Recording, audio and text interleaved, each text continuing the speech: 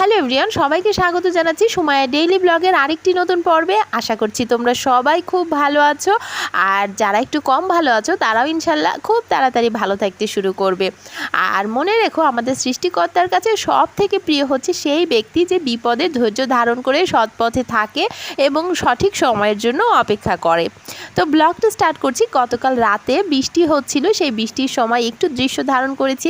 এরপর আজকে সকালবেলা ব্রেকফাস্ট করেছি। গতকালকে যে নুডলস পাস্তা বানিয়েছিলাম, আমি আর মেয়ে তো ডিনার করেছি, একটু একটু খাই, আমরা খুব একটা বেশি খাই না।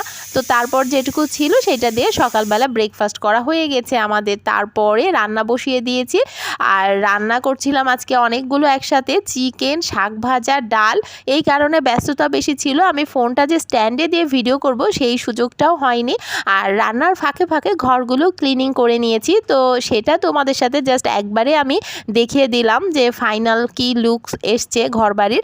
মানে অনেকে হয়তো মনে করবে যে এত দুমাদুম বাসায় আসে আর বাইরে যায়, একটু একটু রান্না করে খায়, হয়তো ঘরবাড়িগুলো ঠিকঠাক মতো গোছানো থাকে না। না, আমার যেটুকু যা আছে আমি সেটুকুই যথেষ্ট চেষ্টা করি মোটামুটিভাবে ঝেড়ে মুছে গুছিয়ে রাখার আর পরিষ্কার রাখার।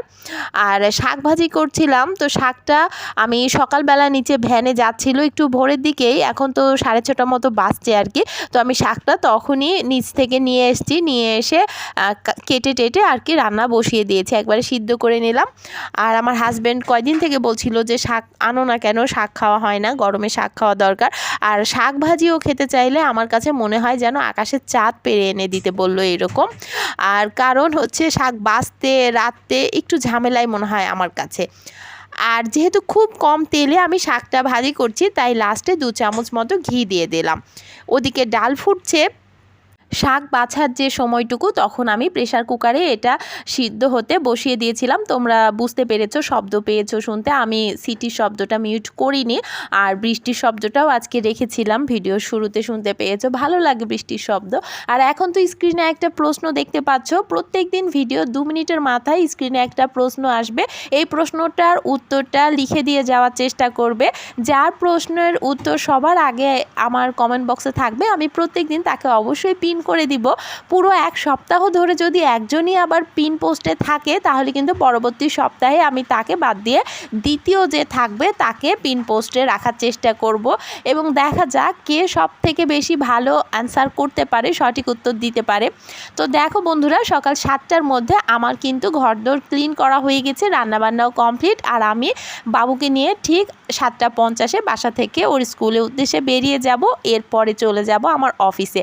তবে ঘরটা মোছা বাকি। আমি এই যে লাঞ্চে ফিরে এসেছি 12:30 নাগাদ, তখন এসে আমি খাওয়া দাওয়ার পরে ঘরটা মুছে গোসল করে আবার অফিসে চলে যাব। ওদিকে আবার আজকে বাড়িওয়ালা ট্যাঙ্কি পরিষ্কার করার জন্য মিস্ত্রি পাঠাবে, ছাদে যে জলের ট্যাঙ্কি রয়েছে সেটা ক্লিন করা হবে আজকে। তো উনি প্রত্যেক দিন যা শুরু করে দিয়েছে, এক এক দিন এক একটা রিপেয়ার সার্ভিসিংয়ের, একদিক থেকে ভালোই, সার্ভিসিং হলে আমাদেরই লাভ, কিন্তু এক এক দিন এক এক মিস্ত্রি এসে আমাদের সেই দিনটা ছাতু নাতু করে দিয়ে চলে যায়। আর প্রিয় বন্ধুরা, অবশ্যই মনে রেখো, এখন থেকে ভিডিও স্টার্ট হওয়ার 2 মিনিটের মাথায় স্ক্রিনে দেখানো প্রশ্নটার উত্তর ছাড়া কমেন্ট সেকশনে আর কোনো কিছু লেখার প্রয়োজন নেই।